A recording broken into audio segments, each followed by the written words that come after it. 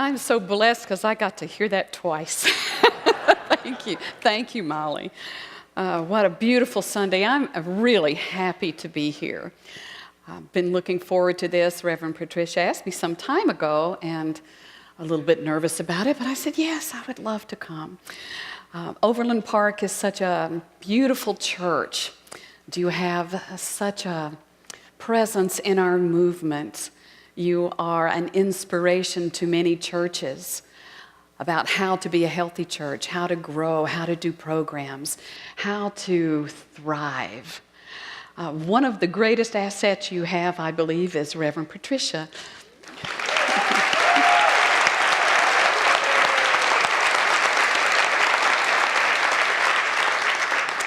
When I got news of, the news was first released about my being the acting CEO this time, Patricia was one of the first people who came to me and offered her support and her heartfelt congratulations and just said to me, Overland Park, just consider yourself a minister emeritus here. You can come, you can teach, you can do whatever you like. So I really appreciate that open-hearted invitation. Then Reverend Bob was over me when I was in ministerial school, so it's nice to be here and seeing how we dance, how we dance together in this great experience we call unity. What I want to talk to you about today is deep change, because our world is in deep change. Our world is in deep change because you and I are in deep change, and maybe some more than others. Decades ago, we could look down the road and we could see things popping up, and we could say, well, that will have this impact and that impact, and we could make our strategic plans and navigate what we thought would be the potholes in the road, and we were pretty successful in that. That type of management is called predict and control. We will just predict the future and we will control the outcome. We are in a time of such accelerated change that to think we can predict and control this world today is folly. It's ludicrous. It truly is. We're in a time of unprecedented change, and I've heard that so many times, it's like a mantra, unprecedented change, but it's true. We really are. This is driven by, I believe, technology. Technology doubles every 18 months. The thing about technology, whatever is invented, it has unintended consequences. We can't see down the road and know exactly what impact it's going to have. Someone thought it would be great to have a digital book where we can just read, someone except maybe Borders didn't think that was so good. Several publishing companies. Change is happening so quickly now that even researchers in fields of medicine and other fields, by the time they write down their hypothesis that they wish to research, write the grant proposals, get the funding, secure the staff, and move into a period of researching, it's over. It's obsolete. What they were going to study has already shifted. All of this shifting about and the dissolution of long-standing institutions is here because we've asked it to be here. Spiritual principle teaches us that first something is held in consciousness before it outpictures. I believe what we are witnessing now with the energy of 2012, what we are witnessing now is the critical mass of enough people who have evolved in consciousness and shifted their vibration to the point that our reality and our world as we know it must reflect that. It must be established. And in order for that to be established, the old has to break apart. Now, if you're a person who lives in a lot of fear and resistance to change, this is bad news. It's bad news because you are not going to be able to reason your way through it. You're not going to be able to establish a plan to escape and have it work for you. But if you are a person who has sought to know the deeper truths, who has found a connection with something greater than yourself, you will know that there is no appearance in this world that can take away your security, that can take away your joy, that can diminish your life in any way. Your life can never be diminished. So, how are we to thrive through this period of deep change if we don't know what's happening next? I believe it's absolutely essential that we make a huge quantum leap, a paradigm shift, however you want to call it, into the sustained open heart energy.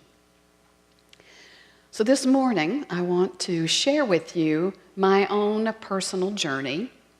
And I'd like to say that this is my personal journey. Don't try to duplicate it. You have your own, whatever it is. But I think this particular segment of my life story began when I entered ministerial school. That was in 1994. As I entered ministerial school, I set an intention to discover what people were talking about when they said heart.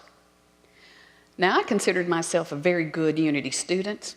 I knew metaphysics up one side and down the other. But I didn't know what heart was, and I knew I didn't know.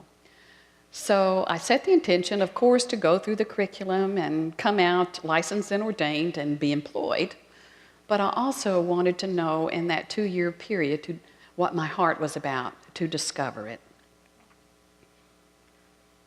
Incidentally, I'm grateful to Reverend Jim Gaither, who was head of the metaphysics department, because on the first day in the first metaphysics class, he looked at me and he said, "Well, what is God?" "Oh, God is infinite mind. God is omnipresent, omniscient, omnipotent. God is all this stuff." And he just looked at me and he said, "How do you know that? How do you know that?" You see, we have beliefs. Beliefs can change, but when you know that you know something, that comes from a deeper grounding. So I'm grateful from day one, my little ironclad Pat metaphysics foundation was kind of shook a little. And the cracks kind of allowed for something new to come in and to come out.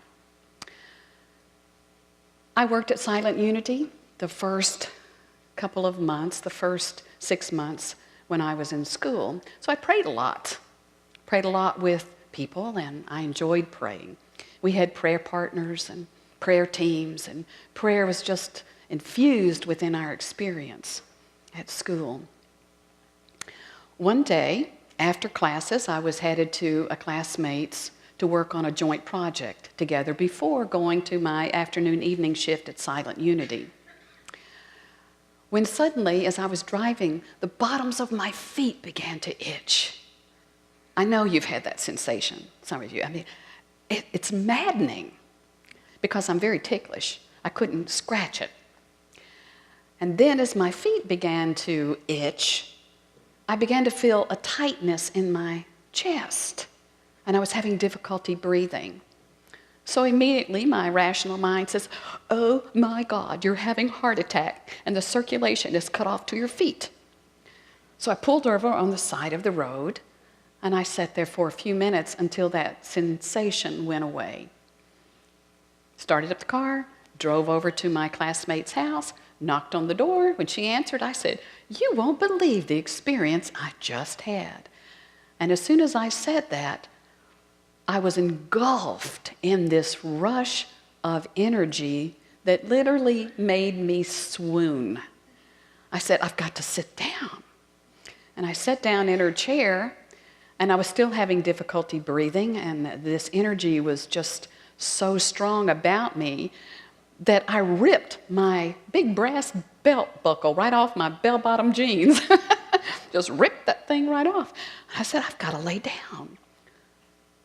So as I was lying there on her floor, I began to feel this energy come from my heart space down through my arms like surges and coming out of the palm of my hands, like whom, whum. That went on for about a half an hour. But I'm a very practical person. When I have a job to do, I have a job to do, and I knew it was time for me to be getting on with this. So I decided, well, enough of this experience. And I set up with the intention of just getting in the car and going to work. And it was like this energy just pushed me back. So I laid there until it finally subsided to the point where I could get up and go home. And I called in and said, I think I need a little extra rest. I'm going to be a little late. That evening when I got to Silent Unity, I didn't realize this, but it was an evening when I was being evaluated. So my supervisor was sitting across the table. And as she was speaking and giving me pointers and tips and feedback, I could see her aura. And I'm not one who sees auras, but I was seeing hers. So I was going, uh-huh. I have no idea what she said. That lasted for about 3 days. I didn't know what this was about, and I remember going to an instructor that I trusted, and I shared with her my experience, and she said, oh, it sounds like your heart chakra opened. Really? Well, that intrigued me because I didn't know that much about the chakra system. I mean, I'd heard about it. I knew it was an Eastern thing, a Hindu thing, you know. I didn't really know about it, but I set out to discover what had occurred to me. 2 years later, I'm ordained, I graduate, I leave ministerial school and go to serve in a church, and you would think that after having a profound experience like that I would know all about the heart. I didn't. I was basically just the same me with a good story to tell if I decided to share it with a select few. Years later, I'm new at Unity of Fairfax, and I'm standing in the foyer, and I have a thought. And the thought was, I don't know what joy is. Geez, I've accomplished so much. Been to school, got to church, doing this, doing that. I've been married 20 years. Everything is nice and good. Why don't I feel anything? My life to me at that time was one big to-do list. Okay, tick that off. Add one to the bottom. Rotate it up. Keep that list going. It was accomplishment after accomplishment, but no feeling of joy about it. When I realized I didn't know what joy was, again, I made it my intention to learn, to discover. Not long after that, in the middle of the night, I wake up with this deep grieving. Now, how's that for joy? Deep grieving. And as I become conscious, the feeling subsides. And at first I think, well, I just had some kind of nightmare I don't remember the details of. But that experience persisted on a regular basis for 8 months to a year. And every time I would feel as though my heart was shattered, deep grieving. But by the time I could become lucid enough, it would be gone. Until, in the wee early morning hours, I felt this familiar grief engulf me. And I was able to say as I sat up, what is it? And this voice said, I feel so unloved. And that stunned me. I couldn't figure where that voice came from. I knew my husband loved me, my church loved me, my mama loved me, my cats loved me. What was this? I feel so unloved. So I began to open myself to the greater revelation of that and to contemplate it and to take it into prayer and meditation. And I began to see shortly thereafter that that voice was my authentic self. It was my divine child. It was my Christ. And again, that was a huge revelation. How could the divine self in me feel unloved? After all, I'm a minister. I've given my life. I love the Christ. I teach it. How could this part of me feel so unloved? Now, this realization opened up a whole decade of change in my life. My first Unity minister said, our prayer is often, change my life, God, but don't change me. And if that's not your prayer, it's change me, God, but don't change my life. You and your life are one and the same, and it is always changing. It is always changing. We make the mistake of thinking our life is our life situation. This is what Eckhart Tolle teaches in The Power of Now. There's a difference between our life, which is the divine presence manifesting and creating through us, and our life situation, which is all the meaning that we give and all the drama and all the stories that we tell about it. Life is here to express through us in greater depth, greater dimensions, greater power, greater glory, and greater joy. This was the mission of Jesus. I came that they may have life. Life. Not better life situations. Life. And to have it more abundantly. Life is lived experientially, not conceptually. So in order to have life and to have it abundantly, we have to experience, and that's going to involve the heart. So let me talk just a minute about the chakra system. One of the best teachers that I found is Leslie Temple Thurston, who wrote a book called Marriage of Spirit, and she talks about duality and polarities and transcending our polarities, dualities, once we enter into the heart space. Most of humanity is situated right here in the third chakra. We have 7 chakras. We have our root chakra, which is all about materialism and grounding us to the earth. Then we have our second chakra, which is about our creative impulse. It has to do with sexuality and procreation. And then we have the third chakra, which is our will. It is our gut feeling, our solar plexus.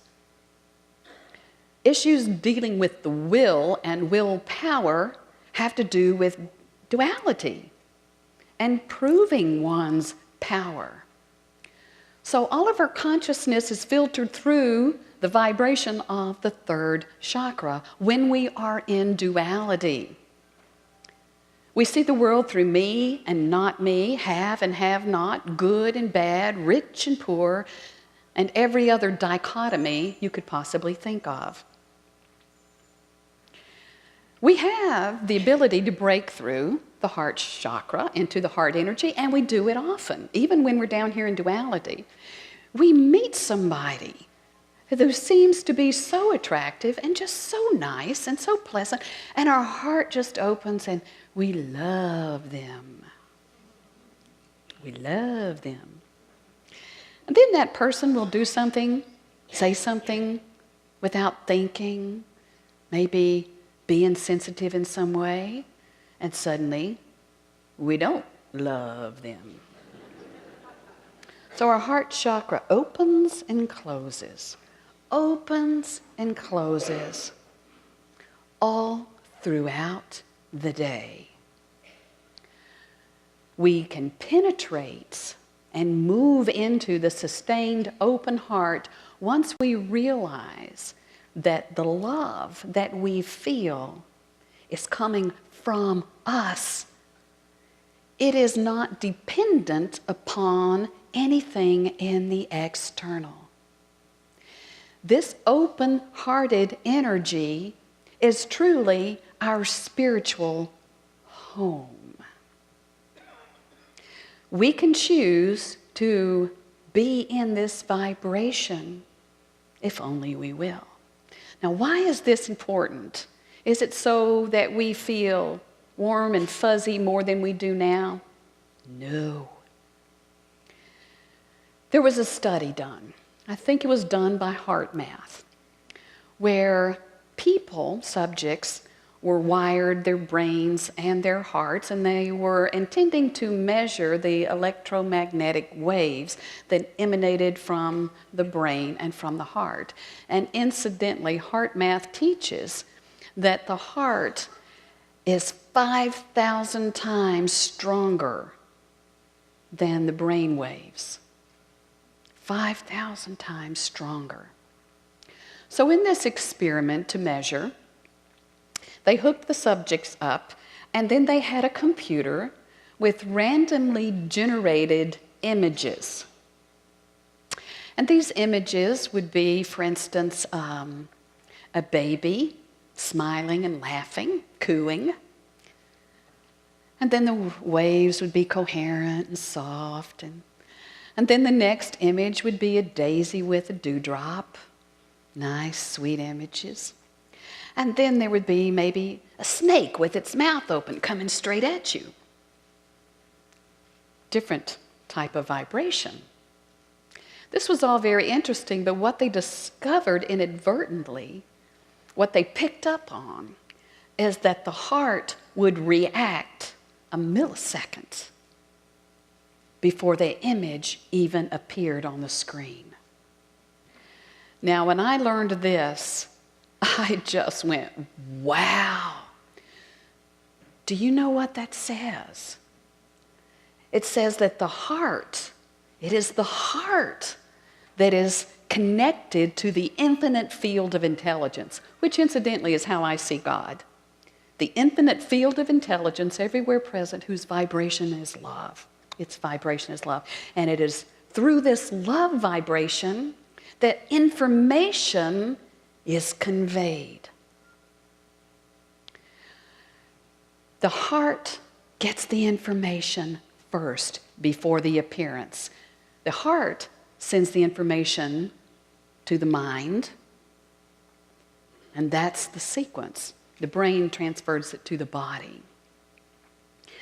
How are we going to navigate through deep change? We're going to do it by moving into a sustained open heart. Because this open heart energy connects us directly to the infinite mind. So that all that we need to know is given to us in the right time and in the right way. Do you know this isn't something new that's just coming about in 2012? We're just becoming aware of it. This is the way we've always been programmed and wired. But our habitual, conditioned way of being is that the heart will know. It'll send a message to the brain. The brain will go, no way. Can't do that. Here's all the reasons why. And there's this resistance. There's a lack of faith, a lack of trust. There's an overriding of our mind. And we wonder why we walk around so stressed. Why we can affirm something over and over and over again, and our souls and our hearts and our spirits are trying to give it to us. But see, we have a different idea. The challenge is to yield, to surrender, and to trust this open heart. Life will change. My entire life changed. Those of you who are psychologists, and maybe some of you who are not even psychologists, might be familiar with the Myers-Briggs personality profile. Mine shifted. That is extremely rare. I was totally rewired the way I process information.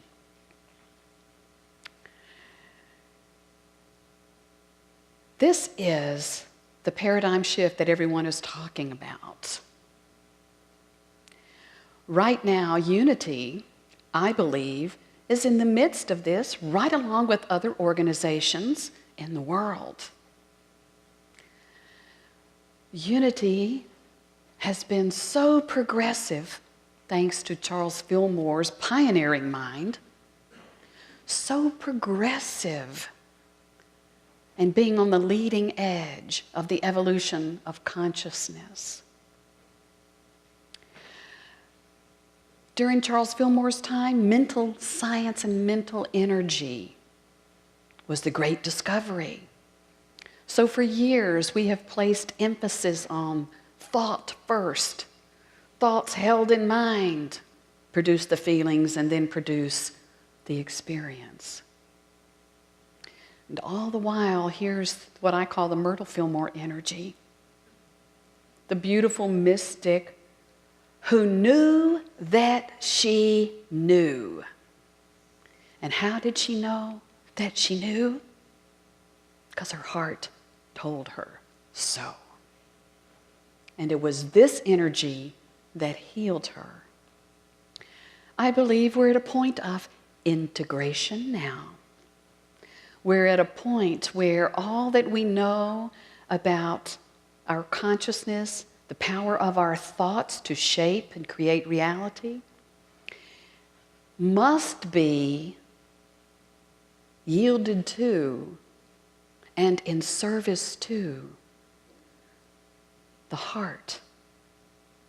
Because the heart chakra gives power to the throat chakra and influence, and to the third eye, where the vision is given to us. Not down here what we think is best with a power struggle, but up here where the divine revelation is. And then, of course, there's the seventh chakra.